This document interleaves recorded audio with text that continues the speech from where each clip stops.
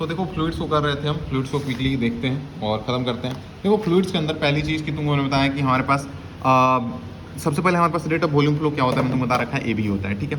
Rate of volume flow A B होता है और रेट ऑफ वॉल्यूम फ्लो जो होता है ना वो बराबर होता है। अगर एक पाइप से जहाँ पे घुस रहा है, ये भी एक पाइप ही ना यहाँ से निकल रहा है, तो इन दोनों का बराबर होगा। तो ए इंटू इसका वेलोसिटी इंटू एरिया इंटू इसका वेलोसिटी, और यहाँ से वेलोसिटी निकाल सकते हो। यहाँ से कोई भी एक बॉडी फॉल करके नीचे आता है तो √2gh होता है, तो वैसे ही वेलोसिटी जो होगी अगर ओपन है तो √2gh होगी, नहीं तो मैंने तुमको ये चीज़ बता ही दी थी। टाइम ऑफ फ्लाइट जो होता है हमारे पास 2h/g होता है, और यहीं से तुम रेंज निकालते हो तो 2 बाहर रहता है इसके अंदर, 2h मतलब रूट के अंदर √h और capital S minus small, capital S total height थी और h नीचे से बस बॉटम से उस होल की हाइट थी, ठीक है ना। रेंज मैक्सिमम तब होता है जब h जो है नीचे से बॉटम की हाइट h/2 पे हो, और बिल्कुल वैसे ही काम करता है प्रोजेक्टाइल, जैसे कि प्रोजेक्टाइल को जैसे फेंकते हैं तो h अगर ये दोनों के दोनों जो होते हैं वैसे ही काम करते हैं, तो h1 h2 बराबर होगा, ये तो होगा ही। और जैसे 30 डिग्री 60 डिग्री पे होता था तो वैसे ही अगर दोनों के दोनों बराबर हैं तो रेंज उनका सेम आएगा। और ऐसे ही यहाँ पे अगर H3 H4 देखोगे तो उस केस में ये भी बराबर होगा।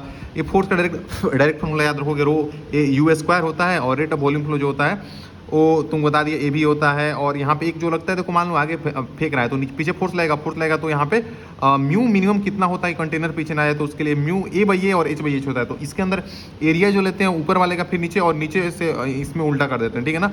और अगर एरिया का रेशियो बस याद रखोगे, अगर होल और कंटेनर जो है, अगर मान लेते हैं होल ऑफ कंटेनर जो है, if hole at the bottom of the container तो a/a हो जाता है।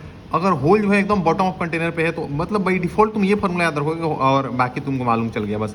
इसके अंदर देखो a/a जो होता है कॉमन, मैंने तुमको बताया डिफॉल्ट उठा लो। टाइम ऑफ फ्लाइट नहीं मैंने सॉरी, टाइम ऑफ एम्प्टी कितना होगा, time taken to fall from H, देखो टाइम कितना लगेगा पूरा खत्म करने में, तो ये होता है 2h/g। और यहाँ पे अगर मान लेते हैं यहाँ से इतना गिरता तो यहाँ पे h कोई h/2 ले लेते हैं, तो ऐसे ही करके निकालोगे। अगर दोनों घटा लेंगे, मान लेते हैं हम बोले यहाँ से यहाँ तक आने में कितना टाइम लगेगा, तो h/2 तक आने में कितना टाइम लगेगा, तो इसमें से इसको घटाओगे तो ये वाला फॉर्मूला डायरेक्ट निकल जाएगा। a/a होता है और नॉर्मल गिरने का फॉर्मूला ये होता है, तो ऐसे करके निकालते हैं। देखो कहीं आगे जाओ उससे पहले मैं तुमको एक चीज़ बता दूं, बर्नौलीज इक्वेशन क्या होता है। बर्नौलीज इक्वेशन जो होता है ना, वो होता है प्रेशर, यहाँ पे pressure plus √gh plus half √v², ये कांस्टेंट होता है। ये सब केसेस भी इसके इंपॉर्टेंट है।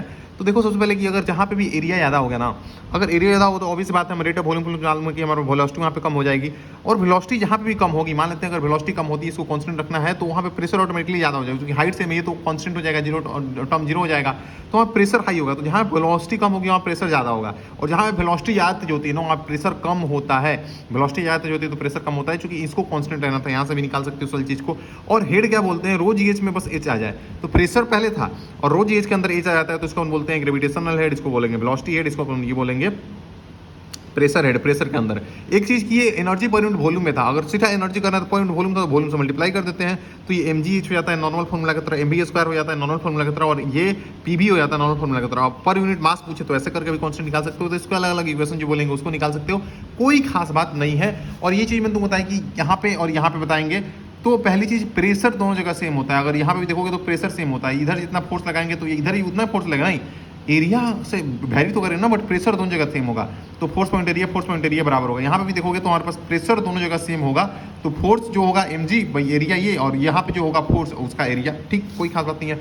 पॉजिटिव क्वेश्चन जो होता है बहुत सिंपल सा है, और चलो अब तुमको बता रहा हूँ तो बता ही देता हूँ कि यहाँ पे जो रेट ऑफ वॉल्यूम फ्लो होता है वो प्रेशर डिफरेंस पे डिपेंड करता है। डायरेक्ट में प्रेशर डिफरेंस होता है, और पाई प्रेशर डिफरेंस के डायरेक्टली प्रोपोर्शनल था, ये R4 होता है, और नीचे 8 NL डायरेक्टली याद है तुमको। तो यहाँ पे रेजिस्टेंस लिखना चाहो तो हम बोलते हैं ना कि मान लेते हैं I जैसे V IR होता है, तो करंट लिखेंगे तो बीर होता है, तो रेजिस्टेंस नीचे आता है ये, तो इसकी वजह से पोटेंशियल डिफरेंस से करंट फ्लो कर रहा था।